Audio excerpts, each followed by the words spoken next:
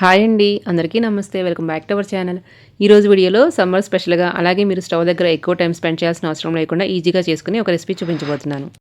మీరు ఓన్లీ 10 మినిట్స్లోనే రైస్లోకైనా రోటీలోకైనా ఈ recipe prepare చేసుకోవచ్చు. ముందుగా ఈ రెసిపీ తయారు చేసుకోవడం కోసం 1 కప్పు పెరుగుని తీసుకోవాలి. పెరుగుని ఇలా బాగా బీట్ చేసుకొని ఒక బౌల్లోకి తీసుకొని పక్కన పెట్టుకోవాలి. మీ ఇంట్లో పులిసిపోయిన పెరుగు ఎప్పుడైనా మిగిలిపోతే తప్పకుండా ఈ రెసిపీ ట్రై చేయండి.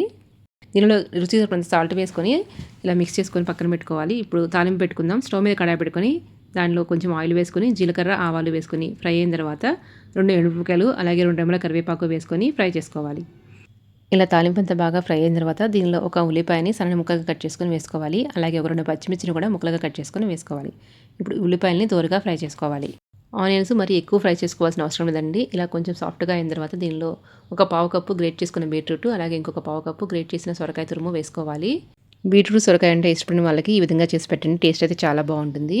ఇప్పుడు బీట్రూట్ని అలాగే సొరకాయని ఒక 3 to 4 మినిట్స్ ఫ్రై చేసుకుంటే సరిపోతుంది. ఇలా ఒక 3 to 4 మినిట్స్ కుక్ చేసుకున్న తర్వాత మూత తీసి సొరకాయ సాఫ్ట్గా అయిన తర్వాత దీనిలో రుచి సరిపడంత సాల్ట్ వేసుకోవాలి. అలాగే 1 టీ స్పూన్ కారము, ఒక హాఫ్ టీ స్పూన్ ధనియాల పౌడరు, ఒక పావు టీ స్పూన్ పసుపు వేసుకొని ఒకసారి మిక్స్ చేసుకొని ఒక 2 మినిట్స్ కుక్ చేసుకోవాలి. దీనిలోనే ఒక పావు టీ స్పూన్ ఇంగువ కూడా వేసుకోండి. అలాగే చివరిగా కొంచెం కొత్తిమీర చల్లుకొని ఒకసారి మిక్స్ చేసుకొని స్టవ్ ఆఫ్ చేసుకోవాలి. ఇది కొంచెం చల్లారిన తర్వాత పెరుగులో కలుపుకోవాలి. ఒకవేళ మీకు పెరుగు మరీ ఎక్కువ పుల్లగా ఉంది అనిపిస్తే 1 టేబుల్ స్పూన్ కసూరి మేతిని డ్రై రోస్ట్ చేసుకొని దాన్ని పౌడర్ని చేసుకొని పెరుగులో మిక్స్ చేసుకుంటే మీకు పులుపు కూడా బ్యాలెన్స్ అయ్యి టేస్ట్ బాగుంటుంది. ఇది చల్లారిన తర్వాత ఇలా పెరుగులో వేసుకొని ఒకసారి అంతా కలుపుకొని సాల్ట్ సరిపోయిందో లేదో చెక్ చేసుకోండి. చాలేదంటే కొంచెం వేసుకోండి.